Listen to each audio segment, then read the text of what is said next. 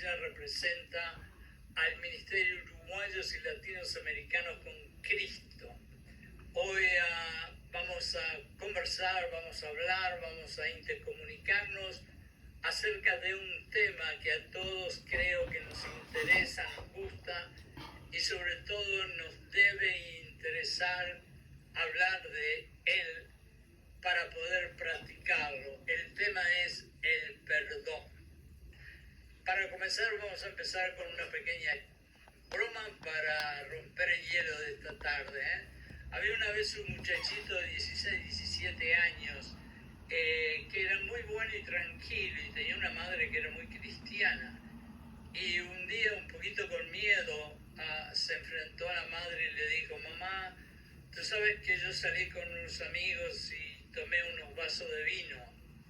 Y la madre, que era una madre latina, se pueden imaginar cómo se le pararon los pelos de punta, agarró la chancleta y antes de hacer lo que estaba pensando, miró que en la pared había una imagen de Jesucristo y entonces se quedó más tranquila y le dijo un poquito más calmada: ya te dije, hijo mío, que el vino es un gran enemigo.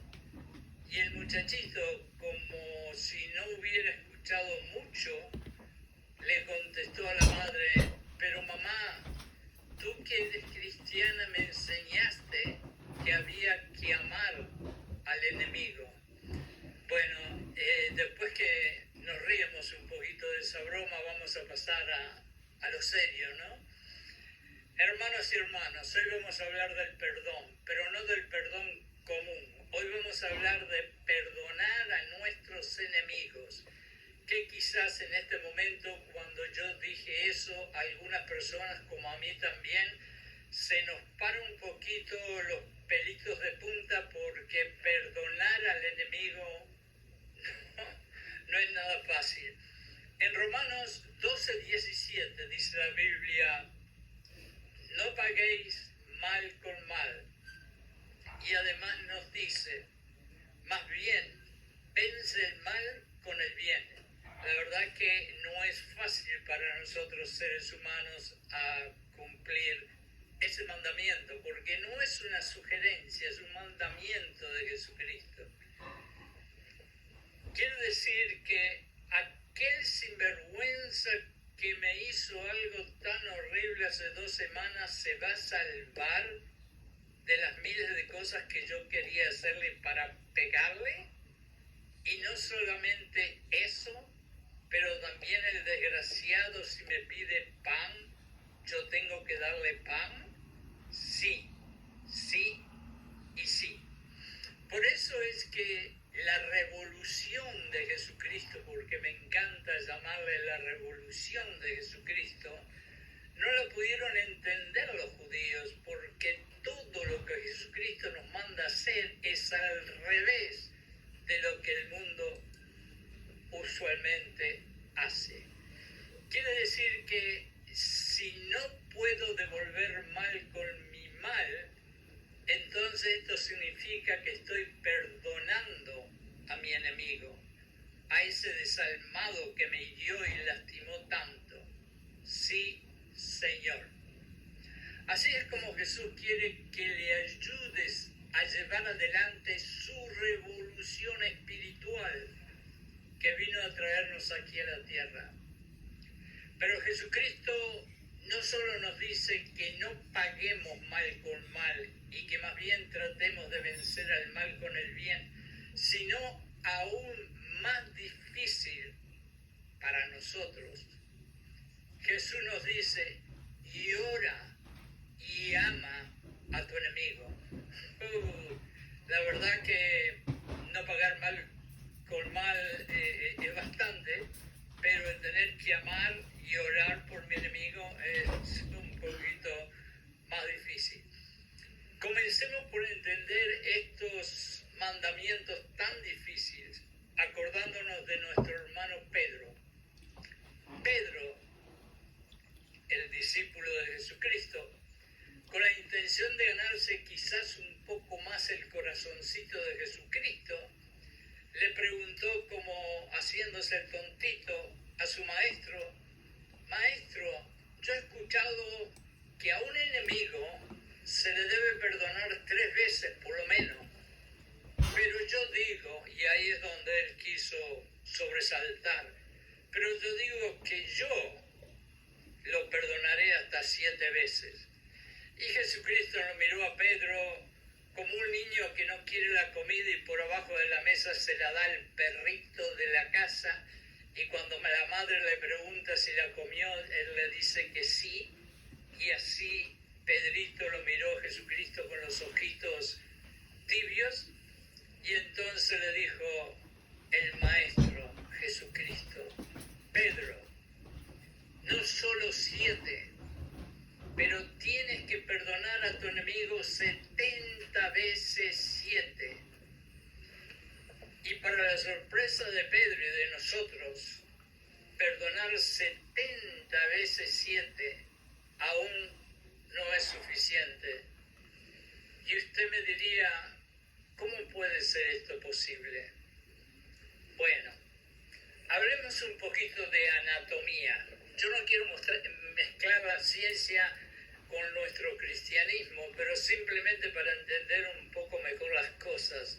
Vamos a ver qué sucede con la anatomía. En el frente de nuestro cerebro, aquí en esta parte, reside una pequeña parte del cerebro que se llama corteza frontal. Allí, en este lugarcito chiquito, existe una pequeña parte que es como un pequeño chip de una computadora, que es la parte de nuestro cuerpo que se encarga de recoger, de grabar y almacenar para siempre las experiencias que nosotros tenemos en nuestra vida. Además, esta pequeña parte llamada memoria está siempre disponible a mostrarnos como en un video las experiencias pasadas, cuando la parte consciente o inconsciente de nuestra mente lo reclama. Yo estoy sentado en un parque maravilloso mirando los árboles maravillosos y de pronto, ¡pum!, me acuerdo de lo que me hizo Juancito hace 5 años. Y allí enseguida la memoria me hace ver con el ojo de la mente todo un video de las cosas feas que me hizo Juancito. Y ustedes me preguntarán qué tiene que ver todo esto con el perdón, porque la verdad, ¿qué tiene que ver todo esto? Bueno, yo les voy a explicar en simple forma. Cuando Juancito hace 3 semanas me hizo algo horrible a mí y me causó mucho dolor, yo seguí los mandamientos del Señor y lo perdoné, entendiendo que perdonar es decidir que Juancito nunca más me debe pagar nada y que yo me libero de todo el deseo de hacer cualquier tipo de revancha contra él. Voy a repetir. Yo lo perdoné a Juancito, que me lastimó mucho, de esta manera, haciendo y pensando y poniendo en mi corazón firmemente el deseo y la seguridad que Juancito ya no tiene que pagarme más nada por lo malo que me hizo, y que yo me libero, me siento libre de todo deseo, de todas ganas de yo querer hacer revancha con él. De esa forma lo perdono y me quedo tranquilo y el corazón se queda en paz. Ahora bien, Dios nos hizo a nosotros seres humanos y, como yo siempre digo, no nos hizo angelitos con 2 alitas. Todos llevamos dentro de nuestra naturaleza adámica, y digo adámica porque viene de Adán, que fue el primero que metió la pata. Y esa naturaleza, a veces, por más cristianos que seamos, quiere saltar a la vida y actuar como un hombre natural, como las reacciones humanas de un hombre natural. Lo que quiere decir que nosotros podemos perdonar 70 veces 7 a Juancito, pero un día me levanto de mal genio, me levanto con el pie izquierdo, como decía mi mamá, o me sucede algo muy malo, o tenemos un lío aquí en la misma casa de nosotros, o como por arte de magia, el video con lo que Juancito me hizo aparece en el ojo de mi mente, tan clarito que parece que está sucediendo ahora mismo. Ahí es cuando solamente perdonar, como yo lo expliqué, no es suficiente. Si nosotros perdonamos como yo lo expliqué en este momento y ahí nos quedamos, créanmelo, eso no es suficiente para conseguir la paz que Jesucristo quiere que tengamos. Ahora bien, Dios nos hizo seres humanos, ya lo dije. Ahí es cuando solamente podemos perdonar. Lo que quiere decir que nosotros podemos perdonar 70 veces 7 a Juancito, pero un día quizás me vuelve el recuerdo y el perdón que yo hice por Juancito no me va a alcanzar para conseguir paz.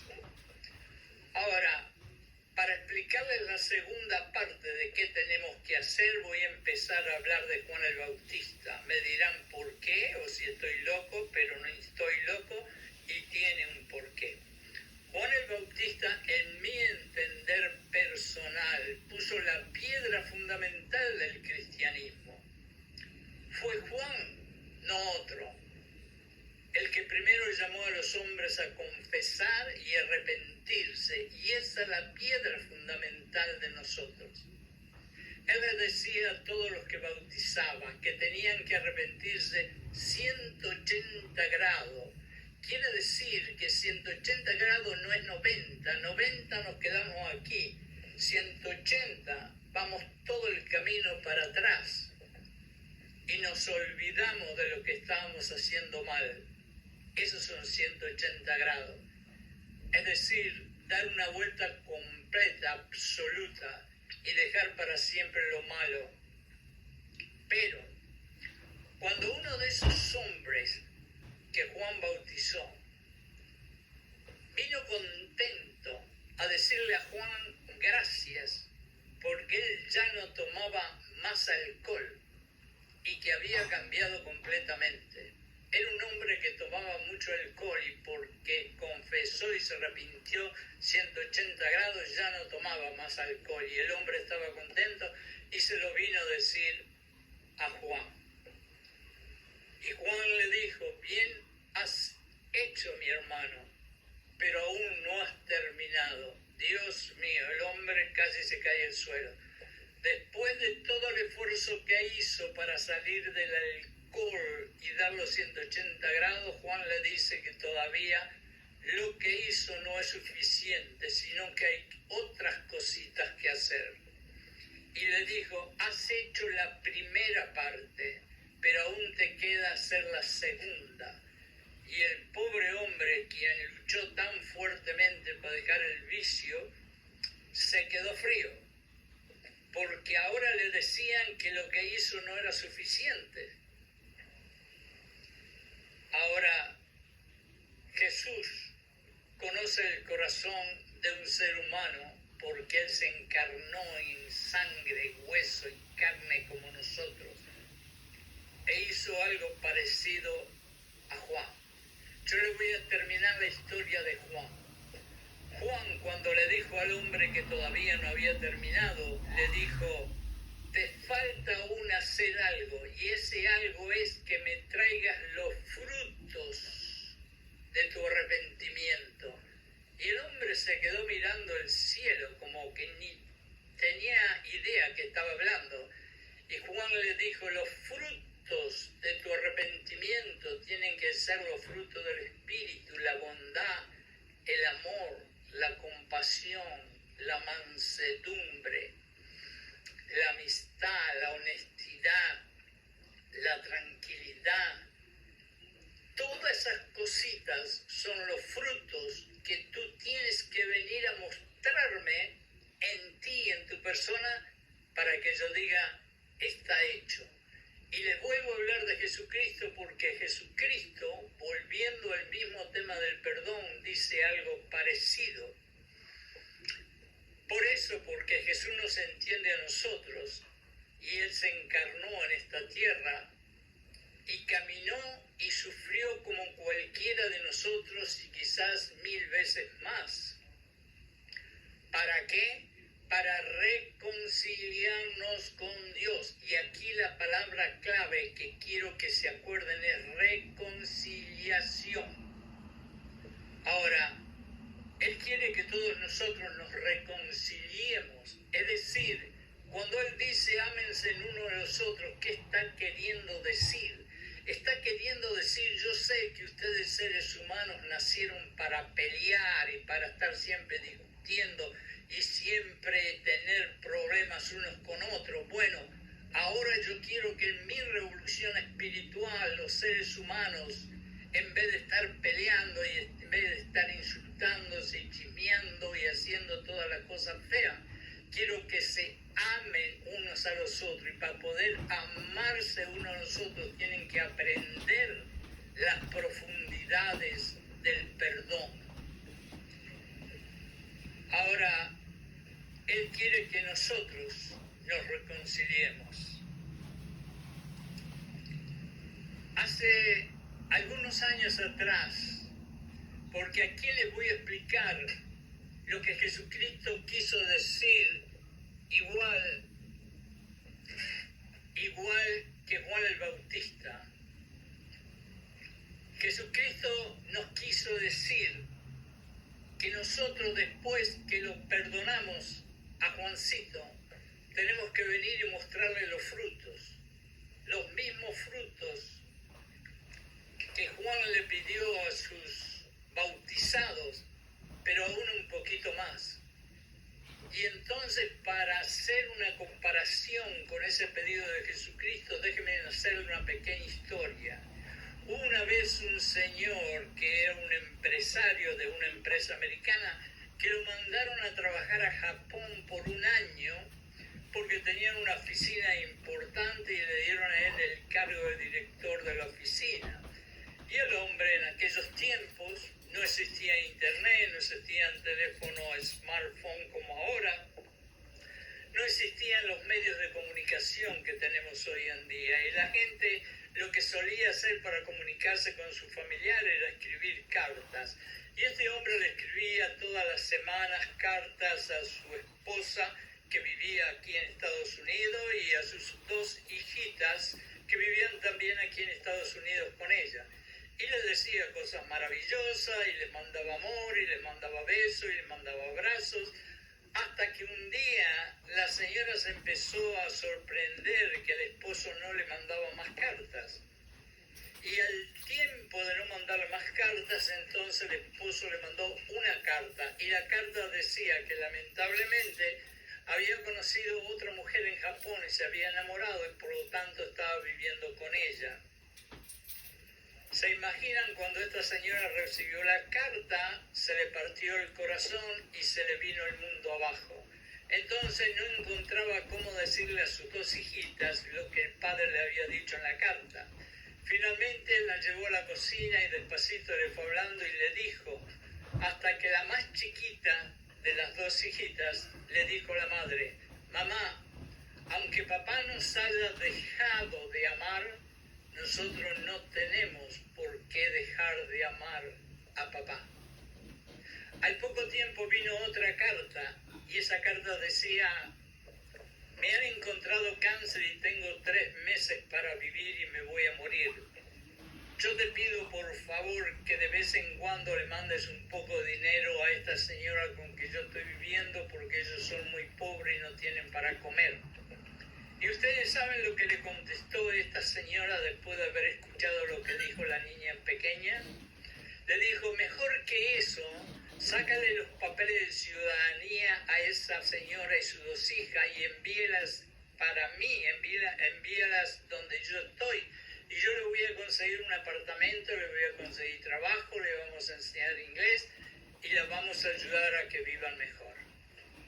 Esos son los frutos del perdón, que hasta que nosotros no podamos llegar a Jesucristo al pie de la cruz y decirle aquí, mira los frutos del perdón, Jesucristo va a estar contento con nosotros. En Romanos 12:21 podemos leer, no seas vencido por el mal, sino vence con el bien al mal, como hizo esta señora. El mandamiento de vencer el mal con el bien es uno de los aspectos más fundamentales de la fe cristiana. Si bien el mundo antiguo no consideraba una locura estas cosas porque ellos no entendían los caminos de Dios, así es como Jesús quiere que actuemos. También leemos en 1 Corintios 1:23, pero nosotros predicamos en Cristo crucificado. Para los judíos, en aquella época, lógicamente, ciertamente es un tropezadero, porque ellos estaban con la famosa ley que hipócritamente decían, pero no hacían. Y para los gentiles, dice 1 Corintios, esto es una locura. Es lógico porque en aquella época los gentiles todavía no conocían a Dios. Los judíos y los gentiles de 1 Corintios representan hoy aquellos que no creen en Dios o aquellos que dicen creer en Dios pero no hacen lo que Dios les pide que hagan.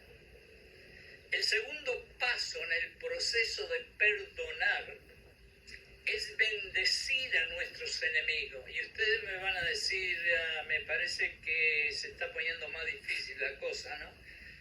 Bendecir a nuestros enemigos e incluso darles amor. Y acá sí que la cosa se puso difícil. Y no solamente ese, sino hablar y actuar con amabilidad. En primer lugar, esta actitud nos hará a nosotros inmunes a todo mal espiritual o emocional. Nosotros vamos a hacer lo que nos vamos a sentir livianitos y con una paz eterna en el corazón. En pocas palabras, si hacemos como hizo la señora de la historia anteriormente dicha, así traeremos frutos al perdón del enemigo. El objetivo del mal, es decir, el objetivo de Satanás y sus amigos, es destrozarnos y apartarnos de Dios. Si perdonamos y bendecimos a nuestros enemigos, Satanás y sus amigos fracasarán en su objetivo. Jesús fue el ejemplo perfecto de vencer el mal con el bien. Podemos ver en 1 de Pedro 2:23 estas palabras. Cuando lo insultaron, que lo insultaron muchas veces, él no tomó represalia, no se dio vuelta como ustedes ven en la calle que muchas veces sucede y les dijo otro montón de palabras feas. Cuando sufrió que le tiraron hasta piedras para matarlo, no amenazó, no se dio vuelta y dijo, yo voy a volver con 12 más y los voy a tirar piedra y les voy a tirar piedra a ustedes. No dijo nada. Caminó en silencio y no dijo una palabra. ¿Pero por qué? Porque él se le dejó todo a su Padre, quien está en los cielos. Porque Dios dice, la revancha es mía. Y así caminó Jesucristo. Y así fue que tuvo su corazón en paz y tranquilidad.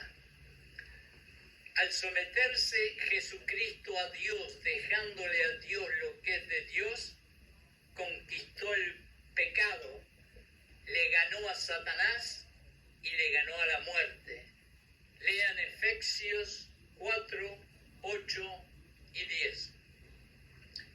El mal, que es el diablito, pensó que ganó el día que crucificaron a Jesucristo. Pero gracias a Dios, debido a que Jesús se rindió por completo al plan de su Padre, con un amor infinito, con una gracia súper infinita, hizo que la voluntad de su Padre y su disponibilidad a ser dependiente y obediente de su Padre le ayudó a vencer la maldad con el bien. Gracias, Jesucristo, por tu sangre. Solo hay una forma en que el mal puede vencer al cristiano. Escuchen muy bien y tengan cuidado. Y esto es, si el cristiano devuelve mal con mal, si alguien te insulta y te hiere, no estés enojado. Estarás enojado si empiezas a pelear de nuevo. Es la famosa poner la mejilla. Cuando te peguen en una mejilla, dale la otra, pero no literalmente es darle la otra mejilla para que me pegue otra vez, sino camina en silencio y apártate como hizo Jesucristo. Eso es lo que quiere decir. Entonces, la persona desagradable se ha convertido en el modelo que tú comenzás a imitar. Es decir, cuando tú le respondes al malo de la misma forma que el malo te pegó o te lastimó a ti, tú vas a caer en el barro donde ese sinvergüenza se está arrastrando. Si alguien te odia y tú también lo odias, entonces el mal está teniendo la victoria. Si alguien te golpea y tú le vuelves el mismo golpe, la misma patada a esa persona, entonces te has vuelto tú igualito a ese malvado.